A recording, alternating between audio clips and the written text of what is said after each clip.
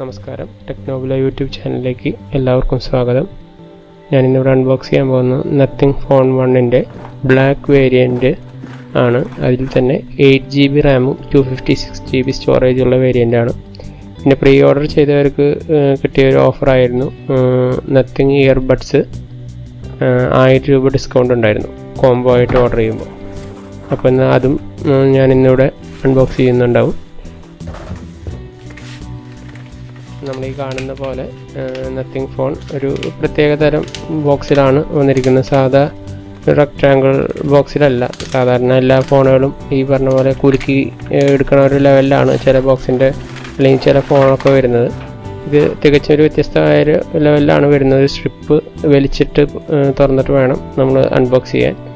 ഒരു അൺബോക്സിന് ഒരു പ്രത്യേക എക്സ്പീരിയൻസ് തന്നെ ഉണ്ട് തന്നെ അപ്രീഷിയേറ്റ് ചെയ്യാവുന്നതാണ്.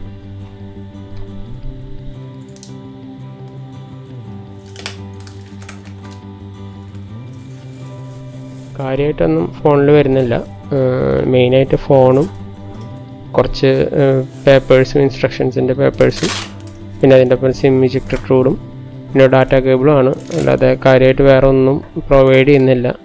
അതെന്തായാലും ഒരു മോശം കാര്യമാണ്. കാരണം എന്താ വെച്ചാൽ ഈ ഒരു പ്രൈസ് റേഞ്ചിൽ അറ്റ്ലീസ്റ്റ് അവർ പ്രൊസസ്സറിൽ കോംപ്രമൈസ് ചെയ്താലും അവർക്കൊരു ചാർജർ പ്രൊവൈഡ് ചെയ്യായിരുന്നു. എന്തായാലും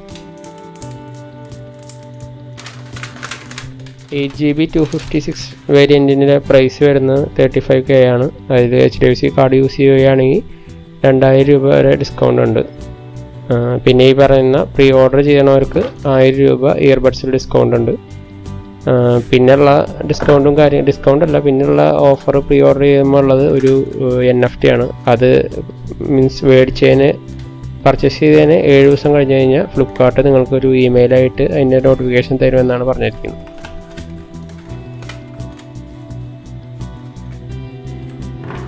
ഇനി അടുത്ത അൺബോക്സ് ചെയ്യാൻ പോകുന്നത് നത്തിങ് ഇയർബഡ്സ് ആണ്. അത് ഓൾറെഡി ഒരു ടെക് കമ്മ്യൂണിറ്റിയിലത്തൊക്കെ ഒരുവിധം എല്ലാവരും കണ്ടിട്ടുണ്ടാവും അതിൻ്റെ അൺബോക്സിങ് കാര്യങ്ങളൊക്കെ. എന്നാലും ഞാൻ വീണ്ടും കാണിക്കാം. അതിലും കാര്യമായിട്ടുള്ള ഇയർബഡ്സും പിന്നെ ഒരു ചാർജിങ് കേബിളും പിന്നെ ഒരു എക്സ്ട്രാ ഇയർ ടിപ്സുമാണ് വരുന്നത്.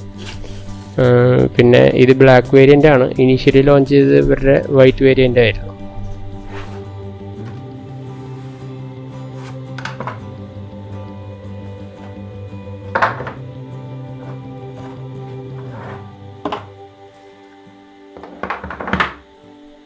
ക്ഷമിക്കണം, ഞാൻ വെച്ച ക്യാമറ ആംഗിൾ ശരിയല്ലാത്തതുകൊണ്ട് ചാർജിങ് കേബിളും എക്സ്ട്രാ ഇയർ ടിപ്സും വീഡിയോയിൽ കൊള്ളിക്കാൻ പറ്റിയില്ല.